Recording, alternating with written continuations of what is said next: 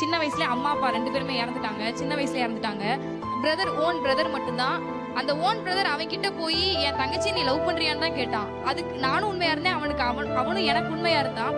கடைசி என்ன சொல்லிட்டான் அப்படின்னா, நான் லவ் பண்ணல, உங்க தங்கச்சி தான் ஃபர்ஸ்ட் என்கிட்ட ப்ரப்போஸ் பண்ணா, ஆனா 2 பேரும் இப்ப லவ் பண்றோம் அப்படின்னதுக்கு அப்புறம் ஒரு கூட பிறந்த அண்ணனோட மென்டாலிட்டி எப்படி இருக்கும்? ஏன்னா என்ன அம்மா அப்பா இல்லாம அவன் தனியா வளர்க்குறான். அப்போ அவன் என்ன நம்ம தங்கச்சி இப்படி பண்ணிட்டாளா அப்படின்னு சொல்லிட்டு அவனுக்கு ஒரு இதானனால இப்ப நான் லைஃபே இழந்து நிக்கிறேன். மாமா வீட்டுல தங்கி படிச்சுட்டு இருந்தேன்.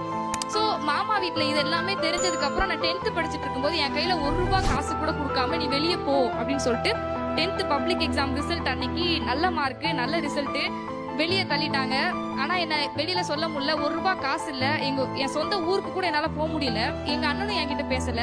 கடைசி நான் 11th படிக்கிற பொண்ணு, நான் தனியா இருந்து எனக்கு படிப்பு முக்கியங்கிறனால ஒரு சூப்பர் மார்க்கெட்ல போய் நானே பார்ட் டைமா வேலை பார்த்து அப்புறம் என்னோட லைஃபை நான் பார்த்து இப்ப நான் இன்ஜினியரிங் படிச்சுட்டு இருக்கேன். ஒரு பிரேக்கப்பால என்னோட லைஃபே திரும்பி போயிடுச்சு. இப்ப நான் பின்னாடி திரும்பி பார்த்தா என்னோட ரிலேட்டிவ்ஸ் யாருமே இல்ல. நான் மட்டும் தனி மரமா நிக்கேன்.